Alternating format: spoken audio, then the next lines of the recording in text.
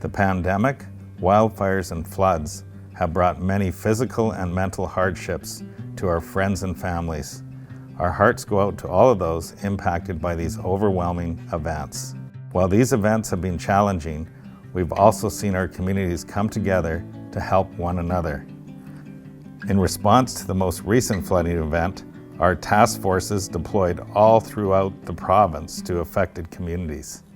For FNESS, our first activation for anything in response to emergencies, and for this case floods, was to get our EOC up and running. So our Emergency Operations Center in Kamloops was activated, and we brought staff into that to populate the tasks that are required to run an emergency.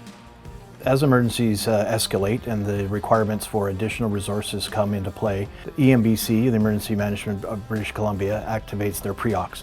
And we were populated in the Vancouver Island pre-oc, the Southwest pre-oc, as well as the Central pre-oc during the flood event.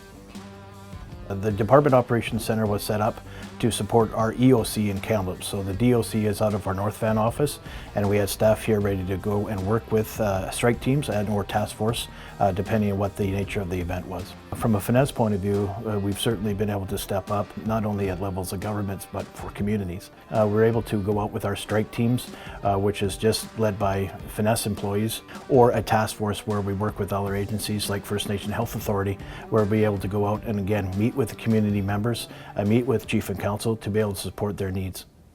And that's been a real benefit. I see that actually in our employees as well when they go out and they get to serve communities the right way and come back with their stories about how they responded.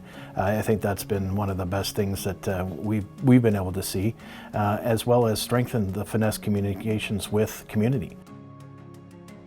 So with the flood response this year, it was quite a bit different with FNESS in that we were on the ground within about 12 hours of the initial call that came in to help respond to Vancouver Island communities. You know, FNESS has been really fortunate on Vancouver Island in that in my previous role, I built a lot of relationships here on the island with the communities as well as the government agencies.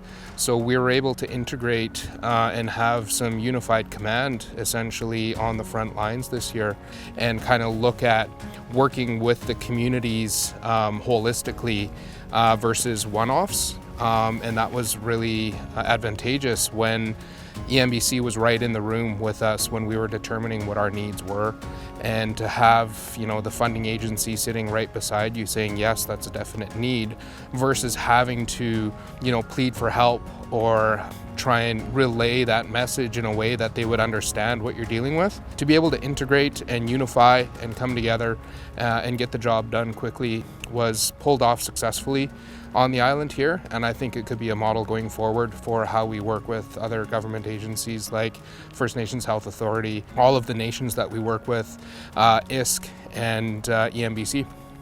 We continue to work closely with our partners, with the support of our Board of Directors and the First Nations Leadership Council, to provide the much needed support our communities need through every phase of emergency management: prevention, preparedness, response, and recovery. As many of our communities move into the recovery phase, I'm humbled by the strength and resiliency of our First Nations people, the guidance of our First Nations leadership, and the dedication of our FNESS staff. FNESS will work towards healthier and safer First Nation communities.